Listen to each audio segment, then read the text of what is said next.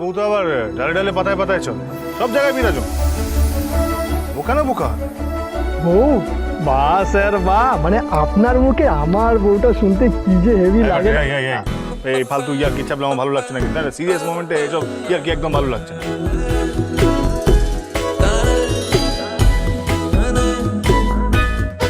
পূজা তো টাকা পেলো কোথা থেকে, আর সেই টাকা নিয়ে এখানে দাঁড়িয়ে আছে কেন?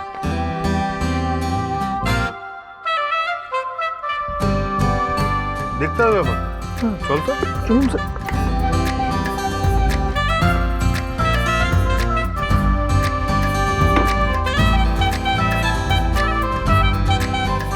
হায় এই ব্যাটারি, এ তো জুয়েলারি শপ, গয়নার দোকান। তার মানে পূজা এই গয়নার দোকানে নিজের গয়না। না, এই মিনিগন্ধের ওপরে এবার দেখছি গোয়েন্দাগিরি করতে হবে। ব্যাটারি,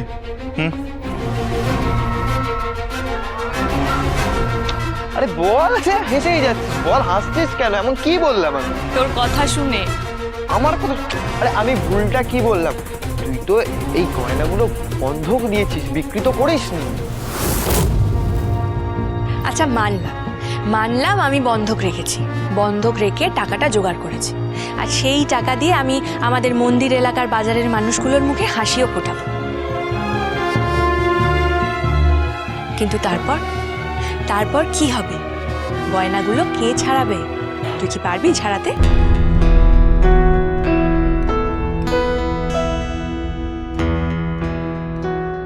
শোনানি, ওই গয়নার মায়া আমি কাটিয়ে ফেলেছি, আর তুইও ভুলে যা।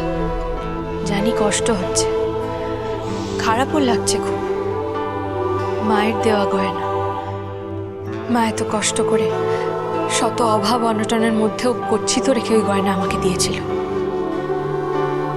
কিন্তু আগুনে সব কিছু পুড়ে গিয়ে আজ আমরা সর্বশান্ত হয়েছি।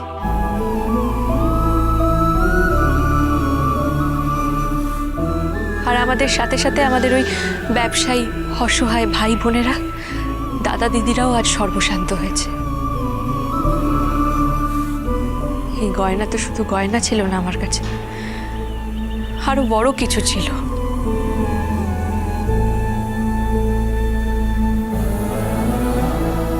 আমাদের নিজেদের জন্য, ওই অসহায় ব্যবসায়ী ভাই বোনেদের জন্য আমরা এটুকু করতে পারবো না অনি?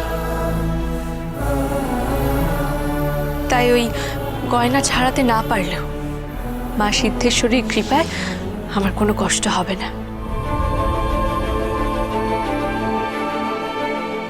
আর তুই এত চিন্তা করিস না, আমরা যখন সবাই মিলে রোজগার করব তখন ওরকম গয়না আবার আমরা বানিয়ে নেব। পূজা বাজার নতুন করে খোলার জন্য নিজের গয়না আবার বন্ধক রেখেছে। স্যার, পূজা বৌদিকে যত দেখছি তত সম্মান বেড়ে যাচ্ছে, মনে হচ্ছে ওনার পায়ে হাত দিয়ে একটা প্রণাম করি। তোমার প্রতি আমার সম্মান আরো অনেকটা বেড়ে গেল পূজা, অনেকটা। কিন্তু তুমি গয়না বন্ধক দেবার আগে একবার আমাকে বলার প্রয়োজন বোধ করলে না? আচ্ছা, এইটুকু ভরসা তুমি আমার প্রতি করো না?